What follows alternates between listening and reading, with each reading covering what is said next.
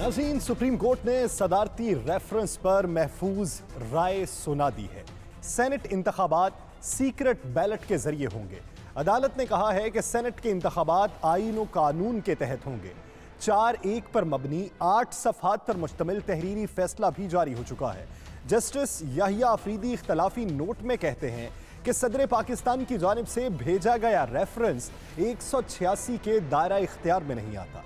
इस्लामाबाद से इमरान वसीम की यह रिपोर्ट देखिए। सुप्रीम कोर्ट के 5 रुकनी बेंच ने 4-1 से सेनेट इंतखाबात सीक्रेट बैलेट के जरिए कराने की राय सुना दी। अदालत ने कहा कि सेनेट इलेक्शन कानून और आइन के तहत होते हैं। ये इलेक्शन कमीशन की जिम्मेदारी है कि आजादाना और शफाफ इंतखाबात कराए। करप्शन के खात्मे के लिए तमाम टेक्नोलॉजी का भी इस्तेमाल कर सकता है। तमाम इदारे इलेक्शन कमीशन की मावनत करें। वोट हमेशा के लिए खुफिया नहीं रह सकता। इंतखाबी अमल से करप्शन खत्म करना इलेक्शन कमीशन का काम है। ऐसा कोई कानून नहीं जो इलेक्शन कमीशन के इख्तियारात को कम कर सकता हो। चीफ जस्टिस ऑफ पाकिस्तान ने कहा कि तफसीली वजूहात बाद में दी जाएंगी। जस्टिस याहिया अफरीदी ने इख्तलाफी नोट तहरीर किया। ख्याल रहे कि सुप्रीम कोर्ट ने जुमेरात को सेनेट इंतखाबात ओपन बैलेट से कराने से मुताल्लिक सदारती रेफरेंस पे फ्रीकैन के दलाइल मुकम्मल होने पर राय महफूज कर ली थी। और वफाकी वज़रा ने चीफ इलेक्शन कमिश्नर से मुलाकात करके शफाफ सेनेट इलेक्शन के लिए तमाम वसाइल फराहम करने की पेशकश कर दी है। इलेक्शन कमीशन के बाहर मीडिया से गुफ्तगू में शफकत महमूद का कहना था कि इलेक्शन कमीशन ऐसा तरीका दरियाफ्त करे जिससे करप्ट प्रैक्टिसेस ना हो सके। बाबर अवान ने कहा कि अदालती राय का तीसरा, 5वां और 6ठा पैरा अहम है। फवाद चौधरी कहते हैं कि इलेक्शन कमीशन को टेक्नोलॉजी देने को तैयार हैं। इलेक्शन कमीशन ऑफ पाकिस्तान को 3 पैराग्राफ के जरिए से सुप्रीम कोर्ट ऑफ पाकिस्तान ने ये कहा है कि वो टेक्नोलॉजी का इस्तेमाल करना चाहें तो वो करें, और वो सारे ज़राए जो इलेक्शन कमीशन ऑफ पाकिस्तान की दस्तरस में हैं और पूरी रियासत के सारे यूनिट्स, सूबे भी और मरकज़ भी इस बात का पाबंद है कि वो फेयर, फ्री, ट्रांसपेरेंट, ऑनेस्ट और in accordance with law corruption free election करवाए। इसलिए वो सारे ज़राए जो वफाक के पास हैं वज़ीर साइंस और टेक्नोलॉजी के ज़रिए से हमने उनके सामने रखे हैं कि जहाँ से भी आपको इमदाद चाहिए, ये इलेक्शन एक ऐसा हो जाए जिसके ऊपर कोई इल्ज़ाम ना आ सके। सुप्रीम कोर्ट का आज फैसला आया है, उससे एक रास्ता नज़र आया है कि किस तरीके से ये होगा। और वो रास्ता क्या है कि जो वोटर है, जब उसको ये पता लगेगा कि ये हो सकता है कि कल को मैं जो फैसला करता हूँ उसका इंकशाफ हो जाए, तो उसके बाद वो होशियार होगा और आइंदा ऐसी चीज़ नहीं करेगा। पंजाब में तो इलेक्शन नहीं हो रहा, तो 372 का जो बड़ा बैलेट पेपर है वो तो निकल गया। बाकी आपने तकरीबन 1500 से 1700 बैलेट पेपर छापने हैं। हमने ये अर्ज़ किया है कि अगर आप टेक्नोलॉजी का अगर आप बात करें तो वो हमारे पास पूरी मौजूद है। पाकिस्तान में हम रोज़ाना करेंसी नोट छापते हैं। करेंसी नोट जो है वो बहुत ज़्यादा हाईली सिक्योर टेंडर है, वो आप छाप सकते हैं। तो 1500-1600 बैलेट पेपर छापना तो कोई प्रॉब्लम ही नहीं है। आप इलेक्शन की पर्ची पर बार कोड लगवाएं या खुद बक्से में बैठ जाएं, आपके खिलाफ वोट देने की तैयारी करने वाले आपसे ज्यादा अवाम के उस गुस्से से खौफजदा हैं। नायब सदर मुस्लिम लीग नून मरियम नवाज ने ट्वीट किया है, कहा कि वोटर्स का गुस्सा 3 साल में आपकी अवाम दुश्मन पॉलिसी का नतीजा है। आपका साथ देना मुल्क और अवाम दुश्मनी है जिसका बोझ उठाने से लोग इनकार कर रहे हैं। कितना काबिले तरस है वो शख्स जो कुर्सी इक्तदार पर बैठकर भी बेइख्तियार और बेबस है। जब अवाम की मर्जी की बजाय इक्तदार एक पेज पर रहने की शर्त पर मिला हो और सफ़ा पलट जाए तो रुसवाई मुकद्दर बन जाती है। सियासी लोगों पर 3 साल दरवाजे बंद रखने वाले को अब अपने अराकीन की मिन्नतें करना पड़ रही हैं। तौबा।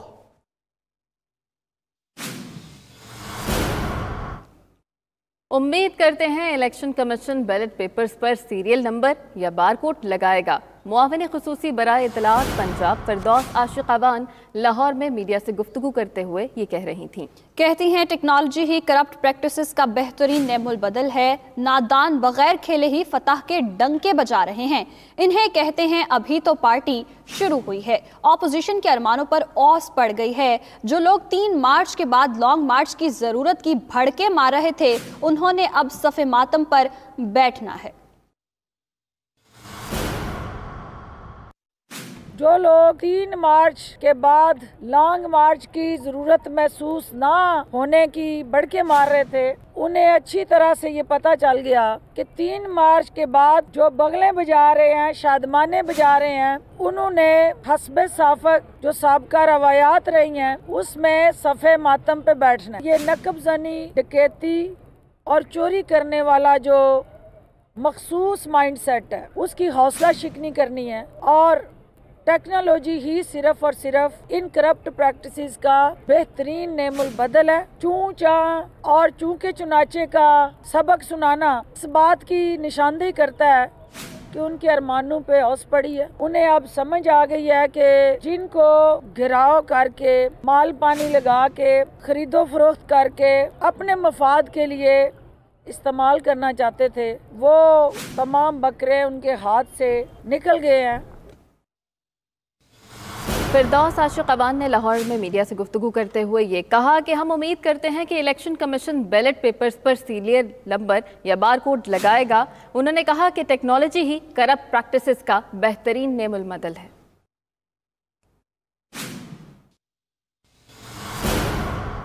अभी आपको बराह रास्त ले चलेंगे। शाहिद खाकान अब्बास इस वक्त मीडिया से गुफ्तगू कर रहे हैं इस हवाले से कि हमारी उम्मीदवार पाकिस्तान मुस्लिम लीग नून की फरजाना कौसर साहिबा वो इलेक्शन लड़ रही हैं इस्लामाबाद से, तो हमने चीफ इलेक्शन कमीशनर से दरख्वास्त की है कि क्या असर इस फैसले का परसों के इलेक्शन पर होगा और क्या तरामीम इलेक्शन के तरीक़ाकार में की जाएंगी। इस पर हमने अपनी तमाम गुजारिशात उनके सामने रख दी हैं कि हमारे ख्याल में सीक्रेसी बरकरार रहती है जब तक आइन या कानून में तरमीम नहीं होती और इलेक्शन के तरीक़ाकार में कोई तब्दीली मुमकिन नहीं है, क्योंकि ना कानून है और ना ही रूल्स को अमेंड किया गया है। चीफ इलेक्शन कमीशनर साहब ने हमारी बातचीत सुनी, हम उनके मशकूर हैं और उन्होंने ये बताया है कि चीफ इलेक्शन कमीशन में मुशावरत होगी और उसके बाद इस मामले पर इलेक्शन कमीशन का जो मौक़िफ़ है वो सामने आ जाएगा। हम इस बात का भी एहतराम करते हैं, लेकिन मैं ये ज़रूर कहना चाहूँगा कि जो कुछ सदर पाकिस्तान ने किया है उनको अपने रवैये पर जो रेफरेंस हुकूमत उनके पास भेजती है उनको पढ़कर उनकी कानूनी हैसियत को देखकर रेफरेंस को आगे भेजना चाहिए, क्योंकि ये 2 रेफरेंस उन्होंने भेजे हैं जो बहुत ही मुतनाज़ा थे। सदर पाकिस्तान जो होते हैं वो स्टेट को रिप्रेजेंट करते हैं और जब स्टेट का ये जिम्मेदारी होती है कि जब भी वो कोई मामला भेजे, चाहे किसी इदारे के पास भेजे, जैसे सुप्रीम कोर्ट के पास भेजा है, तो उसके अंदर कोई सियासत की या जानिबदारी की बू नहीं आनी चाहिए।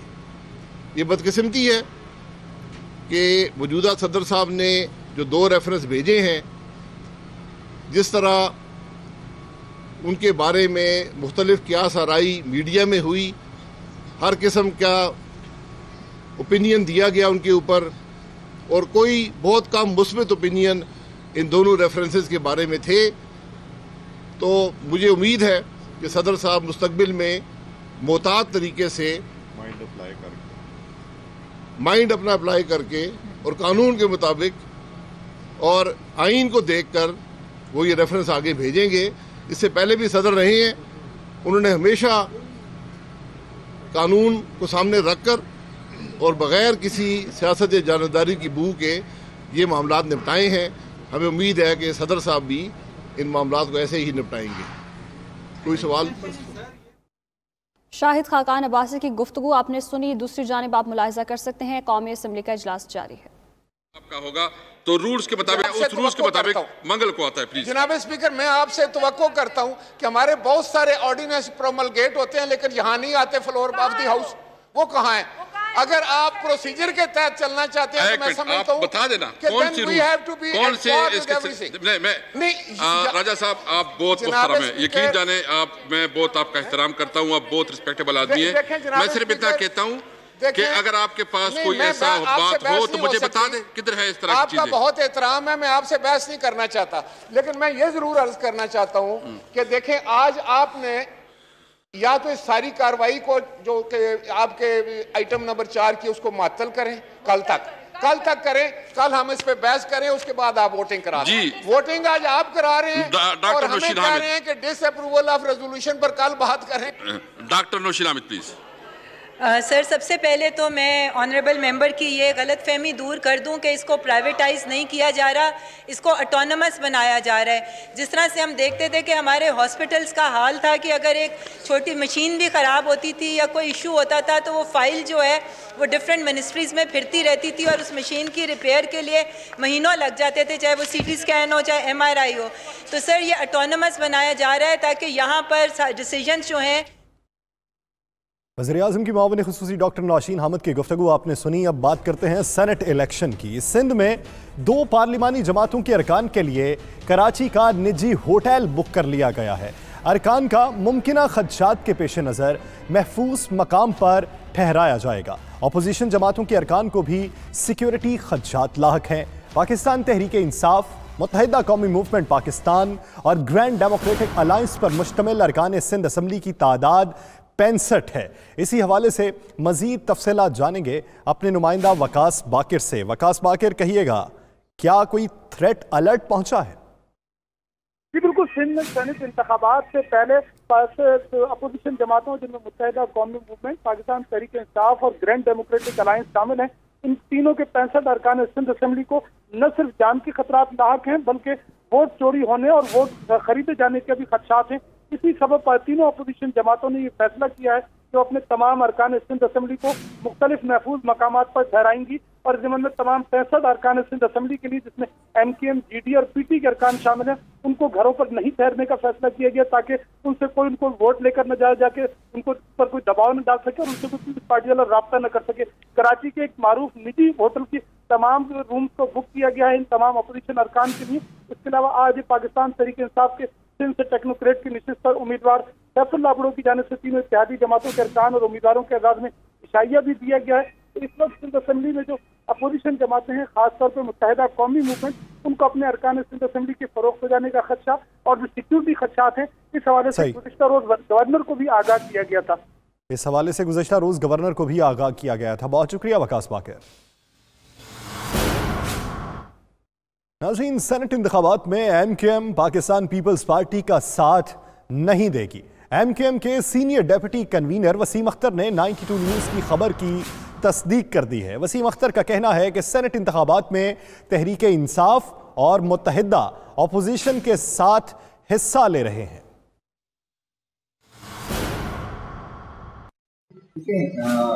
सियासत में बातचीत का जो सिलसिला है वो जारी रहता है। लाख इख्तिलाफात सही, चाहे वो चाहे वो अपोजिशन, मगर इन द लार्जर इंटरेस्ट हम अपनी जो राब्ता कमेटी है उनके साथ बैठ के फैसला करते रहे हैं। इस बार भी उन्हीं के साथ बैठ के फैसला किया है जो बेहतर होगा पार्टी के लिए, कराची के लिए, सिंध के अवाम के लिए, वही फैसला किया है कि लार्जर इंटरेस्ट PTI का साथ ले रहे हैं। और बातचीत का जहाँ तक ताल्लुक है, पीपल्स पार्टी से बिल्कुल बातचीत है और रहेगी। सियासी जमातें दुश्मनियाँ नहीं है, सियासी जमातें एक दूसरे को एंगेज करती है मुख्तलिफ लेवल्स में। आपने देखा कि पीपल्स पार्टी MKM में दफ्तर आई, पहले उसकी कोई रिक्वायरमेंट थी, उसने एंगेज करने की कोशिश की, उन्होंने कोशिश की, हमने भी खातिर तवाज़े की, बातचीत की और जो राब्ता कमेटी ने फैसला किया वो भी उनके सामने लेके आए। नाज़रीन, सेनेट इंतखाबात में वोट देने का मामला मुत्तहिदा कौमी मूवमेंट ने तहरीक इंसाफ और ग्रैंड डेमोक्रेटिक अलायंस के साथ मिलकर लड़ने का फैसला कर लिया। इस हवाले से पाकिस्तान पीपल्स पार्टी को भी आगाह कर दिया गया है। और दूसरी तरफ आरजी मरकज़ बहादुराबाद में MQM के अरकान सूबाई असम्बली का अहम इजलास भी जारी है। इसी हवाले से मज़ीद तफसीलात जानेंगे हमारी नुमाइंदा किरण खान से। जी किरण, कहिएगा, इस फैसले के हवाले से भी बताइएगा, और दूसरा ये कि इजलास का एजेंडा क्या है और कौन कौन शरीक है। जी बिल्कुल, सिंध असम्बली में 21 नशिस्तों के साथ और कौमी असम्बली में 7 नशिस्तों के साथ MQM जो है वो मौजूद है। और हमने देखा है कि सेनेट इलेक्शन में MQM की जो अहमियत है वो बहुत ज़्यादा बढ़ गई है। एक तरफ से जहां PTI और GDA के साथ देने की बात आ रही है, तो यहाँ पे पीपल्स पार्टी ने भी जब अप्रोच किया उसके बाद बाकायदा तौर पर राब्ता कमेटी ने मशावरत की है और जो पेशकश पीपल्स पार्टी की जानिब से रखी गई थी उसको मुस्तरद कर दिया गया है। और ना सिर्फ मुस्तरद किया गया बल्कि पीपल्स पार्टी को अब तक आगाह भी किया जा चुका है। यहाँ पर वसीम अख्तर ने इस बात की तस्दीक भी कर दी कि PTI और GDA के साथ MQM जो है सेनेट के अंदर हिस्सा लेगी। आज यहाँ पर इजलास हो रहा है, तमाम अरकान असेंबली को बुलाया हुआ है और इसके अलावा राब्ता कमेटी के अरकान भी यहाँ पर मौजूद हैं। Senior deputy convener Aamir Khan जो है वो इजलास की सदारत कर रहे हैं और इजलास के अंदर सेनेट इंतखाबात के हवाले से ब्रीफिंग भी दी जाएगी। वोट कैसे कास्ट करना है इसको भी बताया जाएगा ताकि कोई गलत वोट ना कास्ट करे या कोई वोट ज़ाया ना हो। इसके अलावा अपने तमाम अरकान को अपने फैसले के हवाले से एतमाद में भी लेना है। यहाँ पर हमारी कुछ MQM के रहनुमाओं से बात हुई कि आपको कितना एतमाद है इस बार के MQM का कोई भी रुकन MQM की क़यादत का जो फैसला है उसके खिलाफ नहीं जाएगा। तो दीगर रहनुमाओं का यही कहना था कि पूरा एतमाद है कि हम MQM के तमाम अरकान जो फैसला किया है क़यादत की जानिब से उसी पर अमल दरामद करेंगे जिस 3 मार्च को सेनेट इंतखाबात के मौके पर। जी शुक्रिया किरण खान, आप हमें अपडेट कर रही थी। और PTI रुकन सिंध असम्बली करीम बख्श का वोट कास्ट न करने का ऐलान। करीम बख्श गबोल PTI के टिकट पर मलीर से रुकन सिंध असम्बली हैं। कहा, हुकूमत अवाम की तवक्कुआत पर पूरा उतर नहीं सकी। PTI ने सेनेट में गैर मकबूल लोगों को टिकट दिए। सिंध के साथ सौतेली माँ का सलूक किया गया। ऐसे लोगों को वोट नहीं दे सकता जो पैसे देकर टिकट खरीदते हैं। हमारी गवर्नमेंट आवाम को डिलीवर नहीं कर सकी इस 2.5 साल के अंदर। हम आवाम को डिलीवर नहीं कर सके। और इस वक्त ये जो सेनेट के इलेक्शन हो रहे हैं और उस सेनेट के इलेक्शन में ऐसे लोगों को टिकट दिया गया जो जिनके बारे में ये सुनने में आ रहा है कि जी वो उन्होंने पैसे देकर वो टिकट ख़रीदा है। तो ये सुनने की हद की बातें हैं। तो मैं इसलिए ऐसे लोगों को कभी भी वोट नहीं करूंगा जो पैसे देकर सेनेटर के टिकट लेकर वो आए हैं। तो मैं कम से कम उन लोगों से मुतमईन नहीं हूँ। और नाज़रीन, इलेक्शन कमीशन की तजवीज़ पर RPO गुजरांवाला को OSD बना दिया गया। कमिश्नर गुजरांवाला गुलजार हसनैन शाह को भी OSD बना दिया गया। इलेक्शन कमीशन ने हदायत की है कि अफसरान को आइंदा इलेक्शन में तयनात न किया जाए। इसी हवाले से मज़ीद तफसीलात जानेंगे नुमाइंदा लाहौर मियाँ रऊफ से। मियाँ रऊफ, कहिएगा, कितने अफसरान को OSD बनाया गया और उनके हवाले से इलेक्शन कमीशन ने हिदायत क्या जारी की? जी बिल्कुल, NA-75 ज़िमनी इंतखाबात के दौरान बदअमनी, मुबैना धांधली और नाक़िस सिक्योरिटी इंतजाम के इल्ज़ाम पर इलेक्शन कमीशन ने चीफ सेक्रेटरी पंजाब और आईजी पंजाब पुलिस को सिफारिश की थी कि RPO गुजरांवाला, DPO, DSP समड़ियाल और DSP डस्का को फौरी तब्दील किया जाए और इन्हें दोबारा तैनात ना किया जाए। जराये का कहना है कि जिस पर पंजाब हुकूमत ने अमल दरामद करते हुए RPO गुजरांवाला, रियाज नज़ीर गाड़ा और कमिश्नर गुलजार हुसैन को तब्दील कर दिया है। जबकि इससे कबल इलेक्शन कमीशन की सिफारिश पर आईजी पंजाब पुलिस ने DSP डस्का और DSP समड़ियाल को भी तब्दील कर दिया गया था। जी सही, बहुत शुक्रिया मियाँ रऊफ इस हवाले से आगाह करने के लिए। और टिकटॉक के शौक ने 3 खवातीन पुलिस एहलकारों को मुअत्तल करा दिया। कराची में खवातीन एहलकारों ने वीडियो बनाकर सोशल मीडिया पर अपलोड की थी। SP सदर ने मुअत्तल कर दिया। मजीद बात करते हैं कराची से हमारे नुमाइंदे काशिफ हाशमी से। काशिफ, बताएगा इससे मुताल्लिक?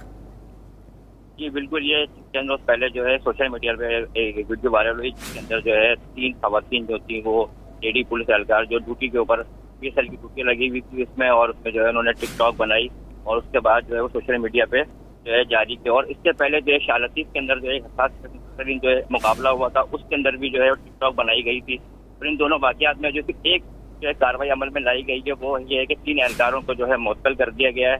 और जबकि जो CCD के एहलकार के साथ अब तक कोई ताहल जो है कार्रवाई अमल में नहीं आ सकती है। जी सही, बहुत शुक्रिया काशिफ हाशमी। सिपा सालार के हवाले से बात कर लें तो आर्मी चीफ का लॉजिस्टिक वर्कशॉप रावलपिंडी का दौरा। ISPR के मुताबिक आर्मी चीफ ने वर्कशॉप के मुख्तलिफ हिस्सों और तनसीबात का मुशाहिदा किया। आर्मी चीफ ने वर्कशॉप में मौजूद सहूलियात का जायजा लिया। लॉजिस्टिक वर्कशॉप बड़ी फौज के लिए मखसूस ट्रांसपोर्ट की दस्तयाबी में अहम किरदार अदा कर रही है। आर्मी चीफ का लॉजिस्टिक वर्कशॉप रावलपिंडी का दौरा। ISPR के मुताबिक आर्मी चीफ ने वर्कशॉप के मुख्तलिफ हिस्सों और तनसीबात का मुशाहिदा किया। बरतानवी high commissioner doctor Christian Turner की GHQ आमद। ISPR के मुताबिक army chief general Javed Bajwa से बरतानवी हाई कमिश्नर की मुलाकात हुई। मुलाकात में इलाकाई सलामती समेत बाहमी दिलचस्पी के उमूर पर गुफ्तगू हुई। ISPR के मुताबिक मुलाकात में अफगान अमन अमल से मुतल्लिका उमूर पर भी बातचीत हुई। और स्पीकर पंजाब असम्बली चौधरी परवेज इलाही से इंडोनेशिया के सफीर एडम मेलवर्मन टोग्यो ने मुलाकात की है। मुलाकात में मौजूदा मुल्की सियासी सूरत हाल, कोरोना वबा के किए जाने वाले इकदामात और बाहमी दिलचस्पी के उमूर पर तबादला ख्याल किया गया है। सेनेट इंतखाबात का दोबारा जिक्र कर लें तो तहरीक लब्बैक का जनरल और खवातीन नशिस्तों पर वोट कास्ट न करने का फैसला सामने आया है। तहरीक लब्बैक के 3 अरकान असम्बली सेनेट इलेक्शन में खवातीन जनरल नशिस्तों पर किसी उम्मीदवार को वोट नहीं देंगे। तहरीक लब्बैक के अरकान सिंध असम्बली सेनेट में सिर्फ टेक्नोक्रेट नशिस्त पर वोट देंगे। सेनेट इंतखाबात और तहरीक लब्बैक का जनरल और खवातीन नशिस्तों पर वोट कास्ट न करने का फैसला। तहरीक लब्बैक के 3 अरकान असम्बली सेनेट इलेक्शन में खवातीन जनरल नशिस्तों पर किसी उम्मीदवार को वोट नहीं देंगे। तहरीक लब्बैक के अरकान सिंध असम्बली सेनेट में सिर्फ टेक्नोक्रेट नशिस्त पर वोट देंगे। तहरीक लब्बैक के अरकान सिंध असम्बली सेनेट में सिर्फ टेक्नोक्रेट नशिस्त पर ही वोट देने का फैसला कर चुके। फरवरी 2021 के दौरान महंगाई में 1.80% इजाफा हुआ। इदारा शुमारियात पाकिस्तान ने फरवरी 2021 के आदाद-ओ-शुमार जारी कर दिए हैं। फरवरी 2021 में फरवरी 2020 के मुकाबले में महंगाई की शरह 8.70% रही। इसी हवाले से मजीद तफसीलात जानेंगे कराम होती से। जी कराम, कहिएगा क्या वजूहात सामने आई हैं इस इजाफे की और क्या आदाद-ओ-शुमार है?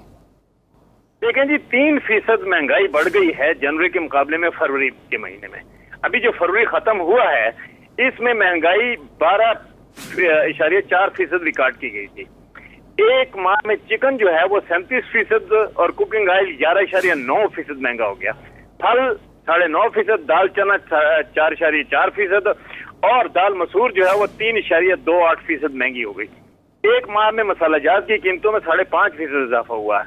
इस दौरान टमाटर जो है वो 58%, आलू 12% सस्ते हुए। 1 दर्जन अंडे 10% और प्याज 7.9% सस्ता हो गया। इस दौरान बिजली की कीमतों में 20% इजाफा रिकॉर्ड हुआ। ये रेडीमेड गारमेंट्स जो हैं उनकी तकरीबन 3% इजाफा रिकॉर्ड किया गया। ये मिलजुल कर जो इजाफा बनता है उसने लोगों को तंग कर रखा है, क्योंकि बुनियादी चीजें जो हैं अभी इसी माह में पेट्रोलियम की कीमतें बढ़ानी थी लेकिन नहीं बढ़ाई, लेकिन बिजली की जो कीमतें हैं वो बढ़ने से सारी चीजों पर असर पड़ा। गुज़श्ता साल की निस्बत इस साल इजाफा देखने में आया है महंगाई में। बहुत शुक्रिया इकराम होती, आप हमें अपडेट कर रहे थे। नाज़रीन,